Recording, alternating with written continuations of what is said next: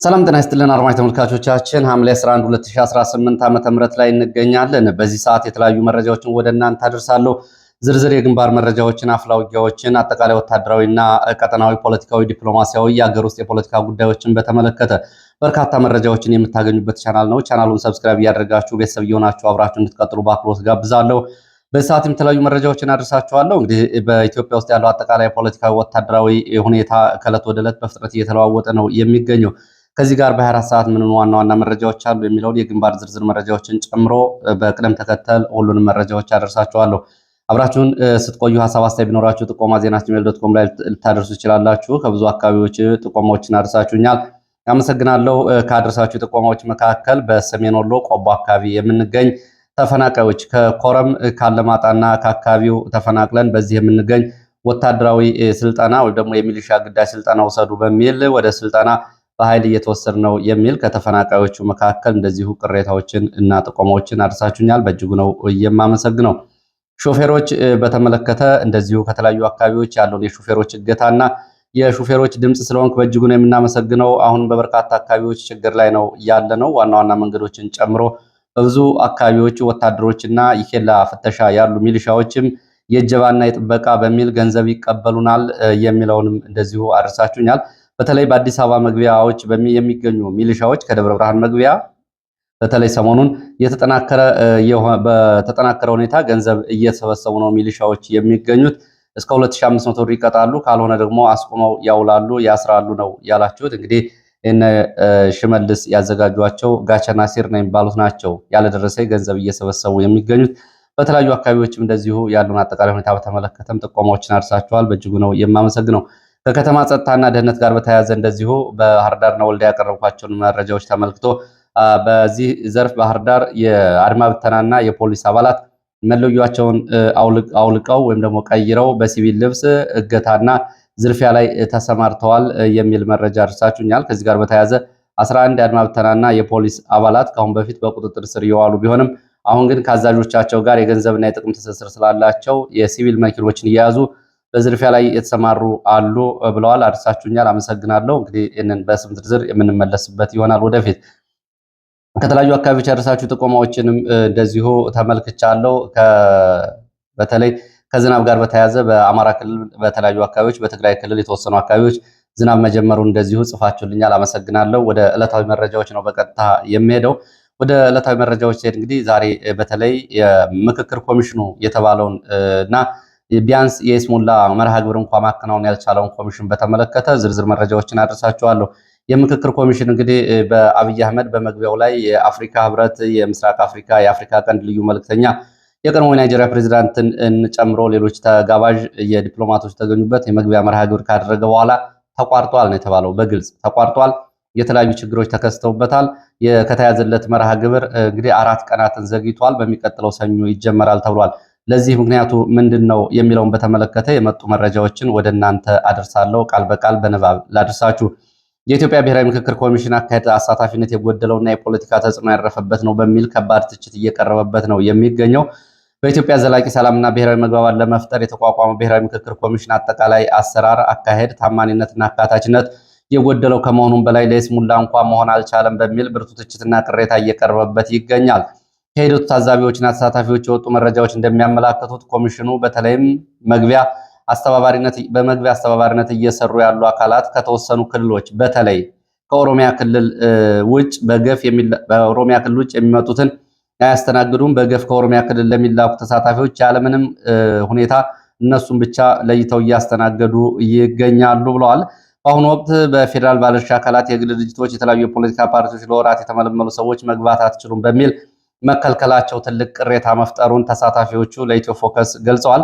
በተለይ ታዋቂ የሆኑ የፕሬስ ጋዜጠኞች፣ የምክር ቤት ተወካዮች እንዲሁም የተወሰኑ ወገኖች ወደ መድረኩ እንዳይገቡ መደረጋቸውን ተመላሾች ወይም ደግሞ በዚህ እንግልት የደረሰባቸው የመረጃ ምንጮች ይህንን ገልጸዋል። ከዚህ ጋር ተያይዞ በኮሚሽኑ ውስጥ ከፍተኛ የአስተዳደርና የፋይናንስ ግልጽነት መጓደል መኖሩንም ጠቋሚ ምልክቶች እየታዩ መሆናቸው ተነግሯል።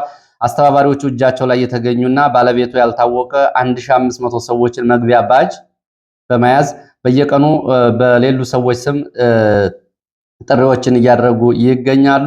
ይህ ድርጊት ሁለት ከባድ ጥርጣሬዎችን አስነስቷል። መጀመሪያ በእነዚህ ባልተገኙ ሰዎች ስም ዝርዝር የተመደበውን ከፍተኛ የህዝብና የሀገር ሀብት በጥቅም ትስስር ለመመዝበር የታለመ ነው የሚል ሲሆን፣ ሁለተኛው ደግሞ የፖለቲካ ሻጥር ያለበት ነው። ጠንካራ የለውጥ ኃይል እና ተሳታፊዎችን በማግለል በጊዜያዊ ጥቅምና ፍላጎት የሚነዱ ጥቂት ሰዎችን ሰብስበው ጉዳዮችን፣ አጀንዳዎችን አድበስብሶ ለመወሰን ከመሻት የመነጨ ፖለቲካዊ ፍላጎት ያሉበት ስጋቶች እንዳሉት እየተንጸባረቀ ነው የሚገኘው። አካታችነቱን በተመለከተም በክልሎች ውክልና ላይም ከፍተኛ መናጋት ማሳየቱም ተጠቁሟል።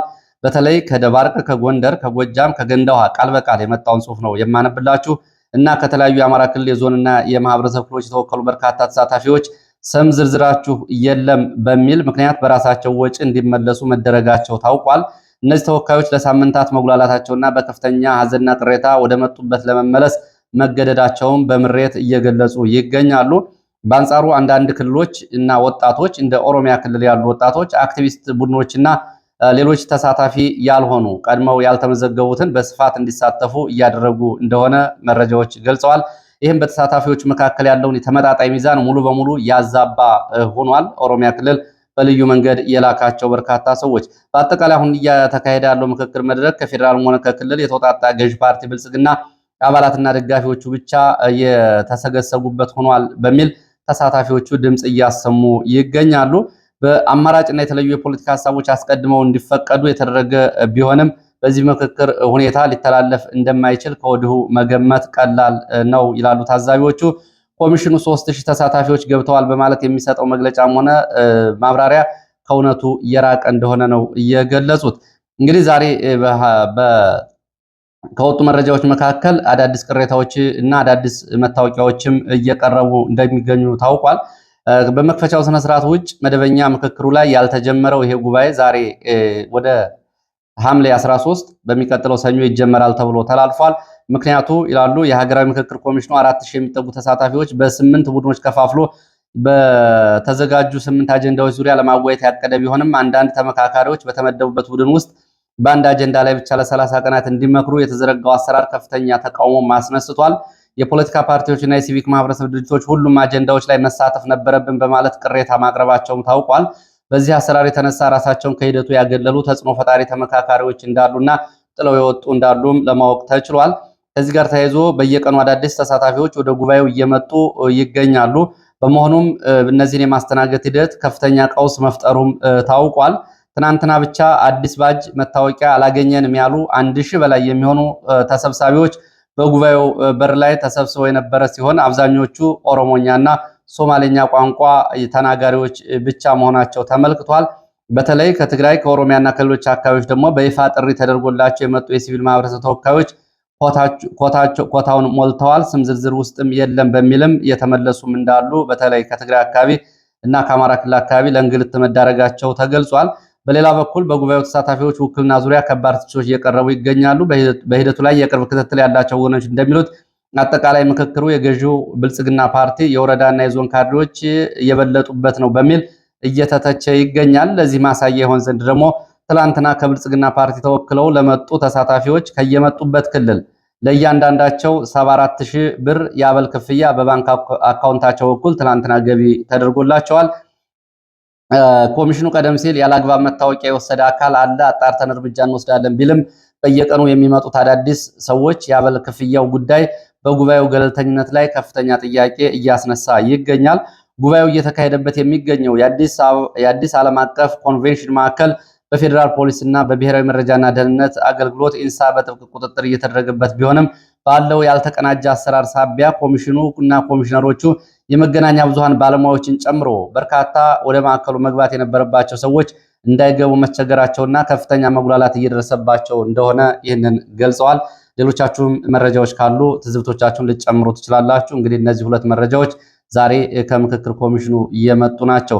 እነ ሽመልስ አብዲሳ እንደገና ሰልጥነው ቆረንት ያደርገው ፖለቲካዊ አቋም አስይዘው የላኳቸው ሰዎች አሁን በኢንሳ በኩል መታወቂያ ተዘጋጅቶላቸዋል ተብሎ ምክክር ኮሚሽኑ ከሚያውቀው ውጭ እንደገና እነዚህን እንዲቀበሉ ከፍተኛ እንግልት ነው ያለው። ሌሎች እንዲመለሱ ይደረጋል። እነዚህ ደግሞ እንዲገቡና ያለ ኮታቸው እንዲካተቱ ይደረጋል ነው የተባለው። ወደ ሌላው የዛሬው ክስተት ስንሄድ በአዲስ አበባ እየተደረገ ያለውን ሰልፍ የተመለከተ ነው። ዛሬ ማለዳ በአዲስ አበባ የተደረገው ሰልፍ ህወሓት በትግራይ ክልል ያወጣውን አስገዳጅ አፋኝ ህግ የሚያወግዝ እንዲሁም የፕሪቶሪያ ሰላም ስምምነት ሙሉ በሙሉ እንዲተገበር የሚጠይቅ ሰልፍ ዛሬ ሐምሌ 11 2018 በአዲስ አበባ መስቀል አደባባይ መካሄዱ ነው የታወቀው። በትግራይ ክልል የሰላምና ለውጥ ምክር ቤት አስተባባሪነት በተካሄደው በዚህ ሰልፍ ላይ በርካታ ቁጥር ያላቸው ተሳታፊዎች ድምጻቸውን አሰምተዋል። የምክር ቤቱ ኮሚኒኬሽን አስተባባሪ አቶ ከበደ አሰፋ በሰጡት መግለጫ ሰልፉ የህወሓትን ቡድን በትግራይ ክልል የደነገገውን አፋኝ አዋጅ በአስቸኳይ እንዲያነሳና የፕሪቶሪያውን ስምምነት ያለምንም ቅድመ ሁኔታ ሙሉ በሙሉ እንዲተገብርና እንዲያከብር ለመጠየቅ የተጠራ ነው ብለዋል። እንግዲህ የተሳታፊዎቹ ቁጥር እንደተባለው በርካታ ነው የሚለው እዚህ ግባ የሚባል ቁጥር አይደለም። በምስልና በፎቶግራፍ በተንቀሳቃሽ ምስሎች ላይ የታየው አስተባባሪው አክለውም የትግራይ ህዝብ ዳግም በተደገሰለት የጦርነት ስጋት ውስጥ እንዲሆን የክልሉ ሰላም ጠብቆ ማህበረሰቡ ወደ ልማት መመለስ እንዲችል ለፌዴራል መንግስትና ለዓለም አቀፍ ማህበረሰብ ጥሪ አቅርበናል ብለዋል። በተለይ የፕሪቶሪያው ስምምነትን አደራዳሪዎች፣ አስተባባሪ አካላት ስምምነቱ በተሟላ ሁኔታ መሬት ላይ መተግበሩን በማረጋገጥ ህዝቡን ከዳግም ጥፋት የመጠበቅ ኃላፊነታቸውን እንዲወጡ ጥሪ አቅርበዋል። ይህ እንግዲህ ቀጥታ መሰረታዊ ጉዳዩ እና ዋናው ሀሳብ ሌላ ነው። በሰላማዊ ሰልፉ ላይ የተገኘው የጠቅላይ ሚኒስትሩ የምስራቅ አፍሪካ ጉዳዮች አማካሪ ጌታቸው ረዳ የሰልፉ ዋና ዓላማ የፕሪቶሪያን ሰላም ስምምነት እንዲከበር መግፋት መሆኑን ገልጾ የትግራይ ህዝብ ሰላም ፈላጊና ወደ ሌላ አውዳሚ ጦርነት መግባት የማይፈልግ መሆኑን ጠቅሶ በምዕራብ ትግራይ አቅጣጫ የተያዙ ቦታዎች እንዲመለሱ በሚል እንግዲህ የወልቃይት በሽታቸውን ጌታቸውን መስቀል አደባባይ ሆኖ ጥሪ አቅርቦበታል። በመጨረሻም ሰልፈኞቹ የኢትዮጵያ ፌዴራል መንግስት የትግራይን ህዝብ ደህንነት የመጠበቅና የመታደግ ህገ መንግስታዊ ግዴታውን እንዲወጣ እንዲሁም በህወሓት ቡድን እየተጣሰ ያለውን የሰላም ስምምነት በአስቸኳይ መስመር እንዲያስይዝ ጥሪ አቅርበዋል። መሰረታዊ የሰልፉ ጉዳይም ፕሮፓጋንዳውም ይሄ ነው። የፌዴራል መንግስቱ በህወሓት ላይ እርምጃ እንዲወስድ የሚል የትግራይ ህዝብ አዲስ አበባ ወጥቶ ጠይቋል። እነ ጌታቸው ረዳ ከዲፕሎማቱ ጋር ጠይቀዋል። አሜሪካ ተከታታይ ዲፕሎማቶቿን ወደዚህ ልካለች። ስለዚህ የፌዴራል መንግስቱ በህወሓት ላይ እርምጃ እንዲወስድ እየተጠየቀ ነው የሚል የፌዴራል መንግስቱ እንግዲህ ምናልባት ይሄ አቅምን ግምት ውስጥ ያስገባ ነው። እኔ ባለኝ መረጃ አሁን ወደ ትግራይ ለመዝመት የሚያስችል ወታደራዊና እንዲሁም ደግሞ የአጠቃላይ ቀጠናዊ ስምሪት አቅም አለ ብዬ አላምንም። ሆኖም ግን ይሄ አቅም ካለ ግን ይህን ዘመቻ ለማድረግ ወይም ደግሞ በተመረጡ ቦታዎች ላይ ለሚፈጸሙ ስልታዊ የአየር ጥቃቶች ድጋፍ የሚሰጥ ሰልፍ ነው።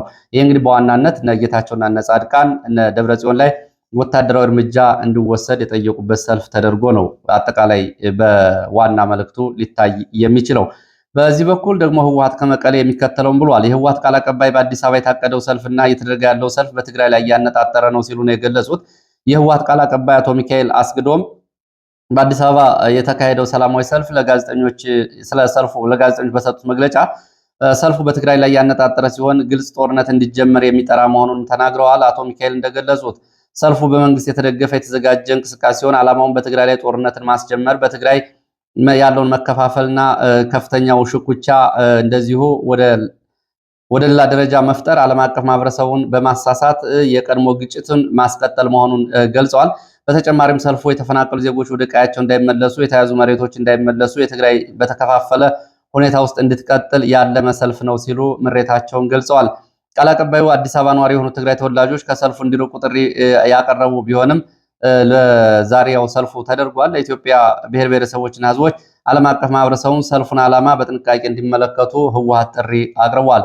ይህ በእንዲህ እንዳለ በሽራሮ ከተማ በተደረገ ስብሰባ ላይ ደግሞ የምዕራብ ግንባር አዛዥ እየተባለ የሚጠራው ጀነራል ምግበ ኃይሌ በበኩሉ አሁን በወሳኝ አደጋ ውስጥ እንገኛለን ሲል ንግግር አድርጓል። ይህንን ለመፍታት ደግሞ ብዙ ርቀት ተጉዘናል ብሏል። አሁን የቀረን ችግር እኛ ልንቆጣጠረው የምንችለው ነው ካለ በኋላ የሰሜን ምዕራብ ትግራይ እና አካባቢው የሽሬ ቀጠና ማለት ነው ለታጣቂዎች የሚያደርገውን ድጋፍ አጠናክሮ እንዲቀጥል ጥሪ አቅርቧል። አሁን በወሳኝ አደጋ ላይ ውስጥ እንገኛለን የሚለውን ንግግር ደጋግሞ መናገሩን ነው የወጡ መረጃዎች የሚያሳዩት። እንግዲህ በዚህ ቀጠና ያለውን አጠቃላይ ኃይል በተመለከተ ወደ ሱዳን ለማስወጣት እንዲሁም ደግሞ ወደ ወልቃይት ግንባር ያለውን ስምሪት የሚቆጣጠረው ምግበ ኃይሌ ነው። ምግበ ኃይሌ ባለፈው በዚህ በተፈጸመው የድሮን ጥቃት እንደዚሁ ከፍተኛ ዛቻ ሲያሰማ ነበረ። ይሄ ስብሰባ የተደረገው ለመክት ዘመቻ ተብሎ ለሚጠራው ህወሓት መጠነ ሰፊ ዝግጅት እያደረገበት ላለው ዘመቻ ቃል ኪዳን በሚል ህዝቡና ታጣቂ አዛዦቹ ቃል ኪዳን ውል የፈረሙበት መርሃ ግብር ላይ ነው። ወደ ወታደራዊ እንቅስቃሴዎችን የተመለከቱ መረጃዎችን ሳቀርብ ደግሞ ከትግራይ አካባቢ የሚወጡ መረጃዎች የሚያመላክቱት በደቡብና በደቡብ ምስራቅ ትግራይ በሰሜን ወሎ አዋሳኝና በዋግ ኽምራ አዋሳኝ አካባቢዎች ከፍተኛ የጦር እንቅስቃሴና የቦታ ቅያሬ እየተደረገ መሆኑን የወጡ መረጃዎች ያሳያሉ። በዋገምራ ዞን አበርገሌ፣ ዛታ፣ ሳምረ፣ ወፍላና መሆኒ መስመሮች የተመዘገበ መጠነ ሰፊ የሰራዊት ሽግሽግ መኖሩን የመረጃ ምንጮች ገልጸዋል። እንደ መረጃ ምንጮች ከሆነ የአርሚ 26 ተብሎ የሚጠራው ኃይል ከአበርገሌ ተነስቶ ወደ ዛታ ለማለፍ በመንቀሳቀስ ላይ እንደሚገኝ ታውቋል። አርሚ 26 በሳምረ ግንባር መሽገው የነበሩት አባላቶቹ ሙሉ በሙሉ በመጠቅለል ወደ ዛታ እያሳለፈ መሆኑን የወጡ መረጃዎች ገልጸዋል። ይህ በሳምረ በኩል የነበረው የይዞታ ሙሉ በሙሉ ወደ ዛታ ማዕከል የማዛወር ስራ ስልታዊ ወታደራዊ ግልበጣ ተብሎ ይጠራል። እንግዲህ በስምሪቱ መሰረት በአንጻሩ አርሚ 31 ከዛታና ወፍላ ዙሪያ በመነሳት ወደ አበርገሌ አቅጣጫ በፍጥነት እየተጓዘ ይገኛል። ይህም በአካባቢ ያለውን የኃይል ክፍተት ለመሙላት እና አዲስ ስምሪትና ዝግጅት ለማስተካከል በሚል በህወሓት ማዕከላዊ ኮማንድ የተሰጠ ትዕዛዝ እንደሆነ ታውቋል። በሌላ በኩል በአሁኑ ወቅት በአበርገሌ በገረብ አገው በኩል የሚገኘው አርሚ 33 ሙሉ ወታደራዊ ኃይሉን ከመሆኒ አስፋልት በታች ባለው ቦታ ስልታዊ ቀጠናዎችን በስፋት አሰማርቶ እንዲቆጣጠር ትዕዛዝ ተሰጥቶታል። መሆንና አካባቢው የትራንስፖርትና የሎጂስቲክ ቁልፍ መስመር በመሆኑ የዚህ ኃይል እዚህ አካባቢ ዋና ስምሪቱን ማድረጉ በአካባቢ ያለውን የቁጥጥር ሚዛን በእጅ ለማስገባት ወደ አፋርና ወደ አካባቢ ያሉ ስምሪቶችን የበለጠ ለመቆጣጠር እንደሆነ ነው መረጃዎች የሚያሳዩት። በአጠቃላይ እንግዲህ ዛሬም ወታደራዊ ስምሪቶችና ወታደራዊ እንቅስቃሴዎች እንዳሉ ነው በትግራይ፣ የአፋር፣ የአማራ ክልል የዋግምራና ሰሜን ወሎ አዋሳኝ አካባቢዎች መረጃዎች የሚያሳዩት። ወደ አማራ ክልል የግንባር መረጃው ስንሄድ በአማራ ክልል በተለያዩ አካባቢዎች ግጭቶች እየተባባሱ ቀጥለዋል። ከዚህ ጎን ለጎን ደግሞ በሲቪሊያን ላይ የሚደርሰው ሰብአዊ መብት ጥሰትና በሲቪሊያን ላይ የሚደርሰው እልቂትም እና ዘግናኝ ሰብአዊ መብት ጥሰቶች፣ ጥቃቶች ተጠናክረው ቀጥለዋል። በትላንትናው ዕለት በጎንደር ቀጠና በተለያዩ አካባቢዎች ውጊያዎች ነበሩ። ከዚህ ጋር በተያያዘ የወጡ መረጃዎችን ወደ እናንተ ላድርስ። ከአዘዞ የተንቀሳቀሰ ኮማንዶ ኃይል እንዲሁም ከመገጭ ወንዝ አካባቢ የተንቀሳቀሰ የአድማ ብተናና የመከላከያ ሚሊሻ ጥምር ኃይል ሌሊት የፋኖ አባላትን ከበባ ውስጥ ለማስገባት ሙከራ ማድረጉን የገለጹት የመረጃ ምንጮች የወንዙን መሙላት ተከትሎ የወጣው የዘመቻ ዕቅድ የነቁበት ፋኖዎች በአጸፋ ምላሽ በመስጠታቸው በውጊያው ጉዳት ደርሷል። በአጸፋ ምላሹ በመንግስት ኃይሎች በኩል በውል ያልታወቀ ወታደራዊ ኪሳራ ሲደርስ ከ11 በላይ ነፍስ ወከፍ መሳሪያዎች በፋኖ እጅ መግባታቸው ነው የተገለጸው። እንግዲህ በዚህ ቀጠና የሌሊት ዘመቻዎች ተጠናክረው ቀጥለዋል። ከባለፈው ሰኔ ጀምሮ በደንቢያ፣ በወገራ፣ በቆላ ወገራ በተለይ በደባርቅና ዳባት ቆላማ አካባቢዎች የሌሊት ዘመቻዎች ናቸው እየተደረጉ ያሉት። ይህም በተመሳሳይ የወንዙን መሙላትና የአካባቢያዊ ንባብ መሰረት አድርጎ የተደረገ ዘመቻ እንደሆነ ነው ለማወቅ የተቻለው። በተመሳሳይ በማዕከላዊ ጎንደር አምባ ጊዮርጊስ ከተማ መነሳት ወደ ወገራ ገጠራማ አካባቢዎች የሌሊት ዘመቻ ያደረገ መከላከያ አድማ ብተናና ሚሊሻ ጋር ቁራጅግ ተብሎ በሚጠራ ስፍራ ውጊያ ተደርጓል። በዚህ ቦታ ከበባ ለማድረግ የገባው ኃይል ጋር በተደረገ ውጊያ ጉዳት ደርሷል። በዚህ ቦታ ታስቦ የነበረው ፋኖን ከበባ ውስጥ የማስገባት ጉዳይ በአጸፋ ምላሹ ከሽፏል ነው ያሉት የመረጃ ምንጮቹ። በተመሳሳይ በበለሳ ቀጠና ደግሞ መነኩሳት መደፈራቸውን የሚገልጽ መረጃ ወጥቷል። ይህ እጅግ አሳዛኝ ነው። ሁለት መነኩሴዎች በወታደሮች አስገድዶ መድፈር ተፈጽሞባቸዋል። አንደኛዋ መነኩሴ ለከባድ አካላዊ ስነልቦናዊ ጉዳት ተዳርገዋል። ሁለተኛዋ መነኩሴ ግን በመጮኋቸው በአካባቢ ማህበረሰብ ደርሶላቸዋል። ይህንን ድርጊት በመቃወም የአካባቢ ነዋሪዎች ድርጊቱን ለማውገዝ ወደ አደባባይ በወጡበት ወቅት በሰላማዊ ሰልፈኞች ላይ ተኩስ ሩምታ ተከፍቷል። ድርጊቱን ፈጽመዋል የተባሉ ወታደሮች በአካባቢው ሕዝብ ቁጣ መጀመሪያ በቁጥጥር ስር ውለው ወደ ፖሊስ ጣቢያ የተወሰዱ ቢሆንም በኋላ ከፖሊስ ጣቢያ ተወስደው ወደ ካምፕ እንደተዛወሩና አሁን እርምጃ ይወሰድባቸው ወይስ ደግሞ አይወሰድባቸው የታወቀ ነገር የለም ብለዋል። ይህ እንግዲህ በጓላ ተብሎ የሚጠራው በበለሳ ቀጠና ነው ይሄ የሆነው። በተመሳሳይ በአማራ ክልል በእናቶችና በህፃናት ላይ እየደረሰ ያለው ጥቃት እጅግ አሳሳቢ ደረጃ ላይ መድረሱንም የሚያሳዩ ሌሎች መረጃዎች ከሁለት ቀናት በፊት በተለይ በሰሜን ወሎ ፍላቂት ከተማ የ8 እና የ9 ዓመት ታዳጊ ልጃገረዶች አስገድዶ መድፈር ተፈጽሞባቸው አንዷ በደሴ ሆስፒታል፣ አንዷ ደግሞ በሸድሆ መቄት የመጀመሪያ ደረጃ ሆስፒታል ሕክምና እየተከታተሉ እንደሆኑ መረጃዎች ገልጸዋል። ይህም ቀደም ብሎ በሚዲያ ተጋልጧል። እንግዲህ አሁን ደግሞ ወደ የሃይማኖት እናቶችን የሃይማኖት አባቶች ላይ እና በታዳጊ ህጻናት ላይ የከፋ ሰብአዊ ጥሰት እየተፈጸመ ያለው ሆን ተብሎ እንደሆነ ነው እየተገለጸ ያለው። ወደ ጎጃም ቀጠናዎች ስንሄድ በጎጃም ቀጠና በምዕራብ ጎጃም ደጋዳሞትና ማቻከል ወረዳዎች በከባድ መሳሪያና በጥይት ድብደባ በንጹሃን ህይወት ማለፉን የሚገልጹ መረጃዎች ናቸው የወጡት። ያገዛዙ ወታደሮች በፈረስ ቤትና አካባቢው ባደረጉት ወታደራዊ እንቅስቃሴ በደጋዳሞት ወረዳ ሐሙስ ገበያ ተብሎ በሚጠራው አካባቢ አንድ መኖሪያ ቤት ላይ ያረፈ መድፍ 5 የቤተሰብ አባላት ላይ ጉዳት አድርሷል። ተጎጂዎቹ መካከል የ4 ዓመት ህፃንና የ1 ዓመት ከ6 ወር ታዳጊ ህጻናትም እንደሚገኙበት ታውቋል። በተመሳሳይ በማቻከል ወረዳ ደጋሰኝ ተብሎ በሚጠራው አካባቢም 2 ንጹሃን በከባድ መሳሪያ ህይወታቸው ማለፉን፣ መኖሪያ ቤቶች መቃጠላቸውን፣ የቤት እንስሳት መውደማቸው ተገልጿል። ደንበጫ ወደ ፈረስ ቤት ሲንቀሳቀስ የነበረው ኃይል እንደዚሁ ተማሪዎቹ እኛ እንሄዳለን ማለታቸውን ተከትሎ በተማሪዎች ላይም እንደዚሁ ጥቃት ተፈጽሟል የሚሉ መረጃዎች ወጥተዋል። ይህ በእንዲህ እንዳለ በመድፍና በቤም በመጠቀም በርካታ እግረኛ ሰራዊት ተሰልፎ ወደ ደጋዳሞት እያደረገ ባለው እንቅስቃሴ ከፍተኛ ሰብአዊ ጉዳቶች እንደተመዘገቡ ለማወቅ ተችሏል። ዛሬ ማለዳ እንግዲህ ከወራት በኋላ መከላከያ የአካባቢ የብልጽግና ባለስልጣናትን አጅቦ ወደ ፈረስ ቤት ከተማ ተመልሶ ስለመግባቱ ለማወቅ ተችሏል። ይህን እንግዲህ እንደ ትልቅ ሰበር ዜና እያቀረቡት ነው የሚገኙት። ወደ አንድ ወረዳ ተመልሶ መግባትን እንደ ሰበር ዜና እያቀረቡት ይገኛሉ። በእርግጥ ቀደም ብሎ እንግዲህ ዋና ዋና ወታደራዊ አዛዦቹ ከቋሪት አቅጣጫ፣ ከዋሸር አቅጣጫ፣ ከደንበጫ አቅጣጫ እንዲሁም ደግሞ ከገነት አቦ በኩል በተለያዩ አቅጣጫዎች ዋና ዋና ወታደራዊ አዛዦች የሚመሩት የምስራቅ እዝ ከፍተኛ ኃይል ስምሪት ማድረጉና ለዘመቻው የተሰጠውን ክብደት የሚያሳይ ነው። ያም ሆኖ እንግዲህ በርካታ ጊዜ ደጋዳሞት ተመልሶ ተይዞ ተመልሶ ተለቋል፣ ተመልሶ ተይዞ ተመልሶ ተለቋል። ከዚህ የተለያየ ሁኔታ እስካሁን ባለፉት 3 ዓመታት ያሳየው ጉዳይ የለም።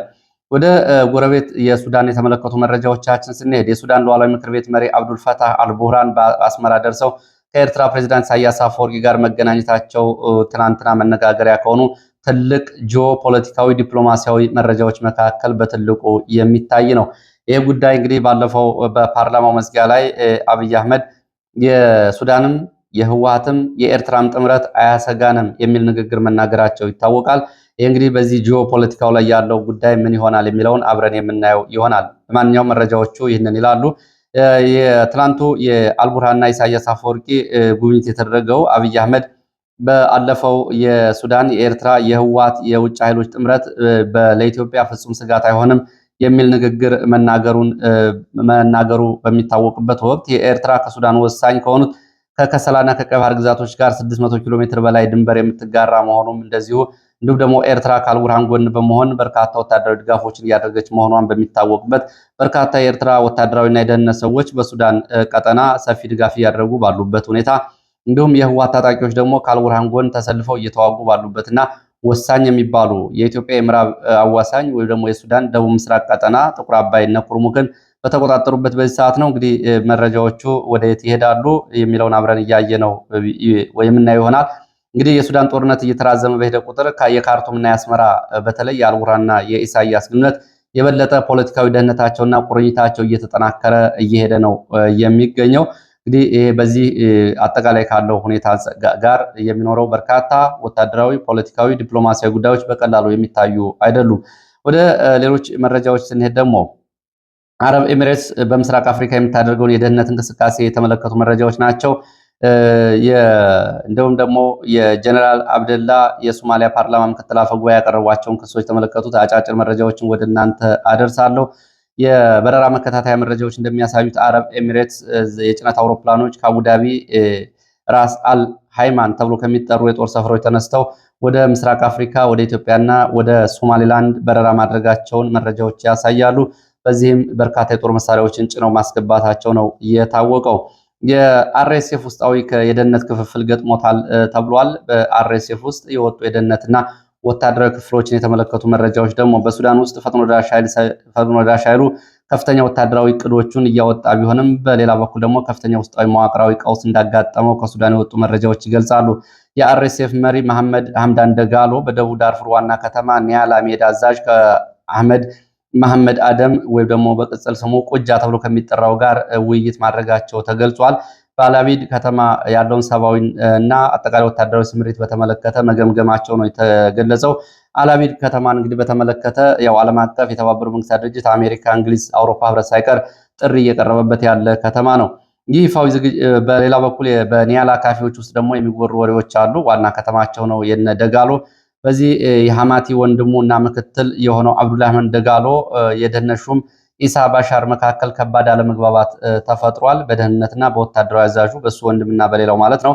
በሻራ የጦር ቡድኖች ያለ ቅድመ ዝግጅት በኮርዶፋና ዳርፉር መካከል ሲንቀሳቀሱ መረጃ አልነበረውም። የመረጃ ኃላፊው ወታደራዊ አዛዡ ግን ስምሪት ሰጥቷል። በዚህ ምክንያት ከ500 በላይ ተሽከርካሪዎችን አጥቷል የደጋሎ ጦር በዚህ በ3 ወራት ጦርነት።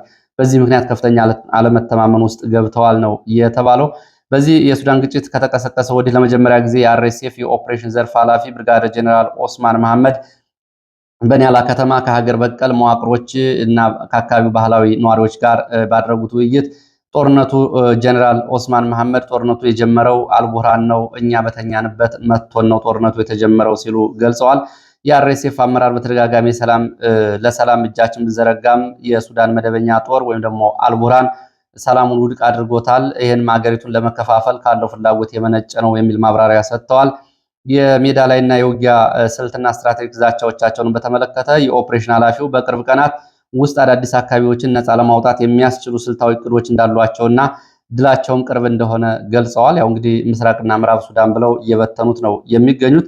በንጹሃን ላይ የደረሱ ጥቃቶች ምንም አይነት ትዕዛዝ ያልተሰጠባቸው በንጹሃን ላይ የደረሱ ጥቃቶችን በተመለከተ ይህን ያደረሱትን በእርምጃ ወስድባቸዋለሁ ብለዋል። እንግዲህ መሐመድ ደጋሎና ሄሜቲ ጋር ያለው ደህንነትና ውስጣዊ ዘመቻ ስምሪት ግን ውስጣዊ መፍረክረክ እንደገጠመው መረጃዎች ያሳያሉ። በሶማሊያ የጁባላንድ መንግስት ኃይሎች ከአሜሪካ ከሚሰለጥነው የዳናብ ኃይል ጋር በመሆን ጀሊብ ዲስትሪክት ተብሎ በሚጠራው አካባቢ የአልሸባብ መሸሸጊያዎች ላይ በወሰዱት የታቀደ ጥቃት የአልሸባብ ከፍተኛ አዛዦችን እና ይዞታዎችን መቆጣጠርና መደምሰሳቸው የጦር መሳሪያዎችን መማረካቸውን ገልጸዋል። ከዚህ በተለየ ሁኔታ በአልፋይዣ ሼክ ሄላ ተብሎ በሚጠራ አካባቢዎች ደግሞ በተተኮሰ የነሲብ መድፍ ጥይት ወይም ደግሞ የጅምላ መድፍ ጥይት በሴቶችና በህፃናት ላይ በሶማሊያ ከፍተኛ ጉዳት መድረሱን ከአካባቢ ወጡ መረጃዎች ያሳያሉ። ለዚህ ሰዓት ያሰባሰብኳቸው መረጃዎች እነዚህ ናቸው። ስለተከታተላችሁ በእጅጉ አመሰግናለሁ። በሌላ ጊዜ መረጃዎችን ለመከታተል ቻናሉ ሰብስክራይብ እና ላይክ እያደርጋችሁ አብራችሁ እንድትቀጥሉ ነው በአክብሮት የምጋብዘው። መልካም ጊዜ